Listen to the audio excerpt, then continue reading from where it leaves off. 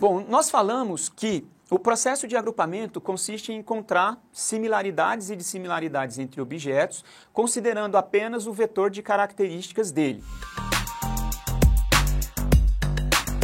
Aqui eu estou mostrando algumas medidas de distância ou de similaridade. Por exemplo, essa aqui é a medida do cosseno, ela é uma medida de distância angular entre vetores, entre pontos. Eu vou ilustrar isso para vocês aqui um pouquinho. Nós falamos sobre o coeficiente de correlação também no capítulo anterior, e nós temos aqui a distância de Hamming. Para ilustrar alguns desses conceitos, eu trouxe aqui para nós apenas 2 pontos no meu espaço vetorial. Imagine que esses pontos representem 2 daquelas pessoas que eu tenho os registros deles na minha base de dados. Eu estou mostrando aqui para vocês o uso de 3 diferentes medidas para avaliar o grau de similaridade ou distância entre esses objetos. Especificamente, eu estou mostrando primeiro a distância euclidiana, aqui em laranja, tá? A distância euclidiana entre este ponto e aquele ponto é o que a gente chama da distância geométrica. Eu simplesmente calculo uma reta conectando esses 2 pontos. Aqui, para quem lembra lá do teorema de Pitágoras, seria igual eu calcular o valor da hipotenusa do triângulo formado aí por estes 2 pontos neste meu plano cartesiano. Essa outra distância, que é a distância de Manhattan, esse nome Manhattan, ele foi emprestado lá da ilha de Manhattan, em Nova York, na qual praticamente todas as quadras são retangulares ou quadradas. E você só consegue ir de um vértice de uma quadra para o outro vértice de uma outra quadra qualquer pelas ruas. Então eu não consigo passar pelo meio da quadra, tá? Eu tenho que ir passando aqui pelo cateto desse triângulo, pelo outro cateto, até chegar naquele ponto. Tá? E a distância de Manhattan é a soma das distâncias percorridas aqui com esses 2 catetos. Tá? Então é uma outra forma de calcular a distância entre esses 2 pontos. E uma terceira e última forma que eu apresento aqui para nós é a chamada medida do cosseno. Este cosseno é o cosseno do ângulo formado entre os vetores que ligam estes 2 pontos. Se a gente observa esse espaço aqui, cada ponto desse, ele é na verdade um vetor, ele pode ser representado por um vetor que parte da origem do meu sistema cartesiano e vai até ele, e aqui eu tenho outro vetorzinho em azul representando outro ponto. E quando eu uso a medida do cosseno, eu estou calculando a distância angular entre esses 2 vetores. E tem algumas peculiaridades. Se a gente observar, se eu coloco este ponto aqui no mesmo alinhamento do outro ponto, o ângulo entre eles é 0 grau. E a medida do cosseno, o cosseno desse ângulo é máximo, é igual a 1, que significa que a similaridade entre esses objetos é máxima, sob a perspectiva angular. E, portanto, o que a gente enxerga aqui é que cada medida permite a gente avaliar a similaridade ou a dissimilaridade entre os objetos, considerando diferentes formas matemáticas para realizar essa tarefa. Falando agora dos métodos de agrupamento, existem essencialmente 2 classes de algoritmos de agrupamento. Nós temos os métodos que a gente chama de hierárquicos, que são aqueles métodos nos quais nós temos grupos dentro de grupos, e isso vai se unindo ou se dividindo.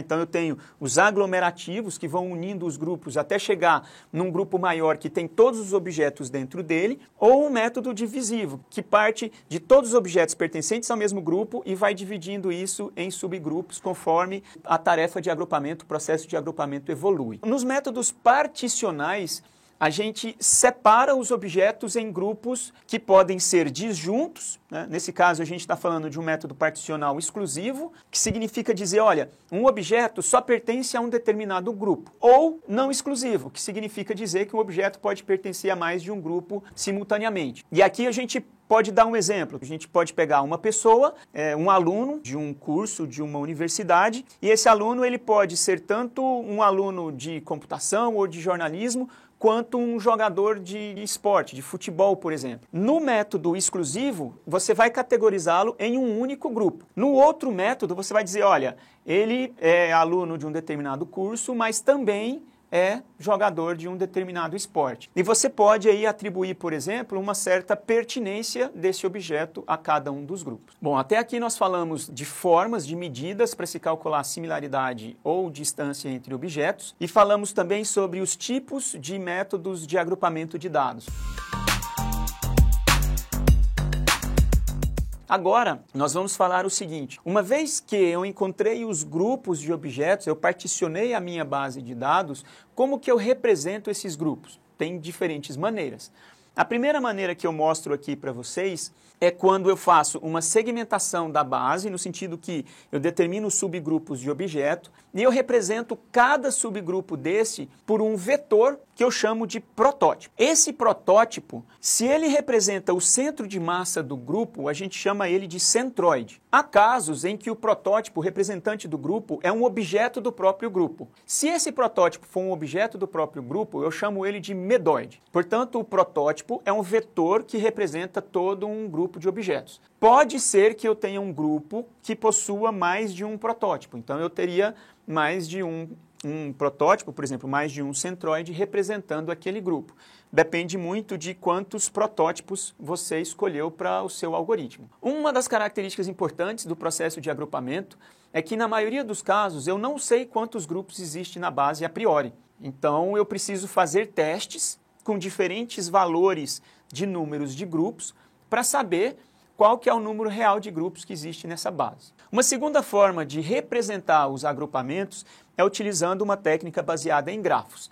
Nessa técnica aqui, eu pego esse mesmo conjunto de dados, é uma base de dados bem conhecida da literatura, chamada de Ruspini, são dados bidimensionais aqui no eixo x e y, e eu faço uma representação desses grupos pelos subgrupos dos objetos. No caso, cada subgrupo aqui é um subgrafo, e esse subgrafo aqui ele é uma árvore também, porque ele não tem nenhum circuito fechado ali. É uma outra representação possível. Nós veremos um pouco mais adiante um algoritmo que gera esse tipo de particionamento e esse tipo de representação aqui da minha base de dados agrupada. Outra forma muito comum de agrupamento é pelos algoritmos, pelos métodos hierárquicos. Nesse caso específico, essa estrutura em árvore que representa aí o meu conjunto de objetos, ela é chamada de dendrograma. Qual que é a característica do dendrograma? Primeiro, ela é uma árvore de cabeça para baixo, porque a raiz está em cima e as folhas da árvore estão embaixo. E se a gente observar essa figura aqui, é a mesma base de dados que a gente mostrou lá atrás, aquela base Ruspini, só que eu coloquei diferentes cores para algumas partes dessa base de dados, tá?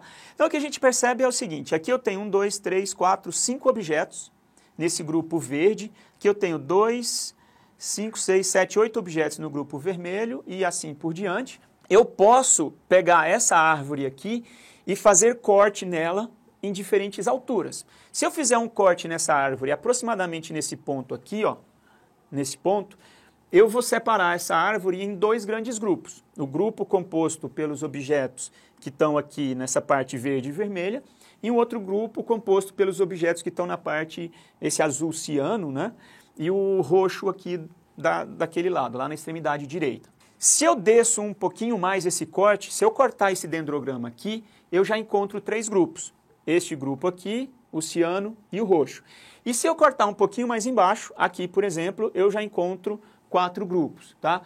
Portanto, um aspecto interessante do dendrograma é que ele nos permite enxergar diferentes hierarquias de grupos. Se eu cortei aqui, isso tudo pertence ao mesmo grupo, mas se eu cortei aqui, todos esses que pertenciam a um grupo foram separados em 2 novos grupos, tá? Então, esse aqui é um método hierárquico de agrupamento de dados. O terceiro ponto importante para a gente discutir, antes da gente falar especificamente dos algoritmos de agrupamento, está relacionado a como que eu avalio o desempenho desses algoritmos. O primeiro conceito que eu quero explorar aqui com vocês é o conceito de distância intragrupo, ou seja, aquela distância dentro de cada grupo, e a distância intergrupo, que é a distância entre grupos diferentes. A maior parte das técnicas, das medidas de avaliação de desempenho de agrupamento, elas consideram ou a distância intra, ou a distância inter, ou uma combinação dessas duas distâncias. Se a gente observa esse grupo aqui, na verdade, qualquer um desses grupos aqui, a gente percebe que eu consigo, de alguma forma, calcular a distância entre os objetos dentro do grupo. E aí eu posso fazer isso de diferentes maneiras. Essa expressão que eu estou apresentando para vocês é uma expressão muito simples. O que ela está falando? Ela está falando, olha, a distância intragrupo desse grupo de objetos aqui, de qualquer grupo de objetos, é simplesmente a maior distância entre os objetos do grupo. Então, se a gente for observar esse grupo aqui, os dois objetos mais distantes desse grupo são esse objeto aqui e aquele ali. Essa aqui é a maior distância, são os objetos que estão mais distantes entre si dentro do grupo. E o que essa medida fala é que, olha, a distância intragrupo deste grupo aqui é a distância entre esses dois objetos. E aí eu posso usar qualquer medida de distância que a gente falou lá atrás. Eu posso usar, por exemplo, a distância euclidiana, que é a distância geométrica entre esses dois pontos. Posso usar a distância de Manhattan e posso usar outras medidas de distância também. E a distância intergrupo, o que essa medida aqui está falando é o seguinte, ela está pegando dois grupos, o grupo I e o grupo J, e ela está calculando a distância entre todos os objetos do grupo I e todos os objetos do grupo J. Seria como se eu pegasse esse grupo aqui, por exemplo, esse grupo, vamos supor que esse seja o grupo I, esse aqui seja o grupo J. Então, para eu calcular a distância entre os grupos I e J, eu tenho que calcular a distância entre todos os objetos desse grupo e todos os objetos desse outro grupo. Vou somar todas essas distâncias e vou dividir pelo produto da quantidade de objetos em cada grupo. Mas vejam, gente, isso aqui é uma maneira, como eu falei antes, de calcular a distância intra e a distância inter. Eu poderia fazer mais simples, por exemplo, eu poderia simplesmente calcular o ponto médio desse grupo aqui, calcular o centroide desse grupo, certo? A gente viu isso no capítulo passado. Posso calcular o centroide desse grupo aqui e fazer a distância intergrupo como sendo a distância entre esses dois centroides, tá? Muito mais simples de calcular a distância intergrupo. O que eu quero dizer para vocês é que assim, nós podemos escolher como que a gente vai calcular a distância intra e a distância intergrupo. Existem duas formas, na verdade, da gente avaliar a qualidade de um agrupamento. Uma forma é, eu vou considerar apenas a estrutura dos grupos formados, por exemplo, distância intragrupo e distância intergrupo. Essas são as medidas que a gente chama de medidas internas, ou eu posso considerar alguma referência, como se eu tivesse uma base de dados rotulada. Na prática, gente, quando a gente aplica um algoritmo de agrupamento de dados, eu não conheço os rótulos dos meus objetos a priori. Então, na prática, é muito difícil aplicar uma medida externa de agrupamento. Na maioria dos casos, eu vou simplesmente considerar a estrutura dos grupos, aplicar alguma medida que considera a distância intergrupo e intragrupo, e a partir disso eu vou avaliar a qualidade desse agrupamento. Intuitivamente, o que a gente busca? A gente busca grupos que tenham objetos que sejam muito similares entre si, portanto grupos coesos, e a gente busca grupos que sejam distintos entre si, tá? E portanto grupos que estejam distantes um do outro, tá? E quanto mais coeso e mais distantes, a tendência é que você tenha agrupamentos de melhor qualidade. Para explicar um pouco daqueles conceitos que estão nesse slide aqui, eu não vou entrar nos detalhes matemáticos, mas aqui nós temos uma medida que é uma medida interna, esse DU aqui a gente chama ele de índice de Dan. O índice de Dan ele considera simplesmente distância intergrupo e intragrupo, como a gente apresentou no slide anterior. Agora, todas essas três medidas aqui, elas consideram uma referência. Então, eu sei a priori o rótulo dos grupos. Lembrando que, na prática, é muito difícil a gente conhecer os rótulos dos grupos antes de fazer a análise, porque esse é o objetivo da sua análise, tá? Porém, para efeito de validação de técnica, de validação de algoritmo, a gente usa essa informação do rótulo, se você tiver, para avaliar qual o desempenho do algoritmo que você está usando. Veja bem, aqui eu estou mostrando duas bases de dados parecidas, porém um pouco diferentes, com o mesmo agrupamento, o mesmo particionamento. Essas duas bases de dados aqui foram segmentadas em três grupos, o grupo A, o grupo B e o grupo C. A diferença é que, se a gente observar, os objetos nessa base de dados aqui, eles estão um pouco mais próximos entre si, dentro de cada grupo, e os grupos estão um pouco mais distantes entre si também. Se a gente for analisar essas medidas que nós falamos aqui, a medida de entropia e a medida de pureza, o que a medida de entropia nos dá? Ela nos dá o grau de homogeneidade de um determinado grupo, ou seja, quais são os diferentes tipos de objetos que eu tenho dentro daquele grupo. E a medida de pureza me dá a proporção da classe dominante dentro daquele grupo. Vamos ilustrar. Vejam só, aqui eu tenho o grupo A, eu tenho 6 objetos nesse grupo A, 5 desses objetos são triângulos e um desses objetos é uma circunferência. Nesse grupo B, eu tenho 6 objetos também, mas eu tenho 4 circunferências e 2 triângulos. Portanto, este grupo aqui é um grupo menos homogêneo do que esse. Isso significa que a entropia dele é maior. Ao mesmo tempo, esse grupo aqui é um grupo mais puro, porque eu só tenho um objeto que não pertence aos objetos daquele grupo, que é essa circunferência. O objetivo do seu algoritmo de agrupamento ao longo do processo iterativo é minimizar a entropia, eu quero uma entropia cada vez menor, porque eu quero grupos homogêneos, e eu quero maximizar a pureza, porque eu quero menos objetos de diferentes grupos dentro de cada grupo, certo? Então o objetivo de usar essas medidas de entropia e pureza é fazer com que o algoritmo de agrupamento minimize a entropia e maximize a pureza dos grupos. Se nós formos olhar agora esse grupo C, que tem 2 objetos aqui, que são 2 quadrados, tá? A entropia desse grupo é 0, por quê? Porque todos os objetos daquele grupo pertencem ao grupo, né? Eu não tenho objeto de outros grupos sendo mapeados aqui dentro, e a pureza desse grupo é máxima, porque todos os objetos pertencem àquele mesmo grupo. Nessa figura aqui, eu estou ilustrando para vocês esses conceitos de entropia e de pureza de um grupo.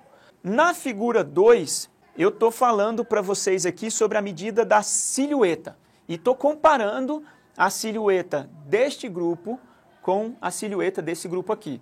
Vamos voltar lá na medida da silhueta para entender melhor o que ela faz. Esse valor A aqui, ele corresponde à distância média do objeto J aos objetos do mesmo grupo. Distância média de um determinado objeto a todos os objetos daquele grupo.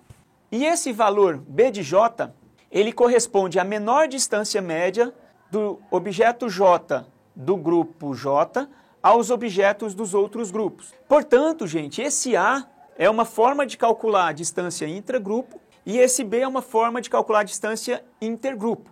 E o que a silhueta está fazendo, o objetivo dela aqui, é exatamente maximizar a distância intergrupo e minimizar a distância intragrupo. E esse vai ser o objetivo. Se você usar uma medida como a medida da silhueta para avaliar a qualidade do seu agrupamento, quanto maior o valor da silhueta, melhor é aquele agrupamento encontrado. E no caso desse exemplo, como a gente consegue perceber, os grupos aqui são mais compactos e mais separados da figura 2. Portanto, a silhueta aqui da figura 2 vai ser maior do que a medida da silhueta para a figura 1.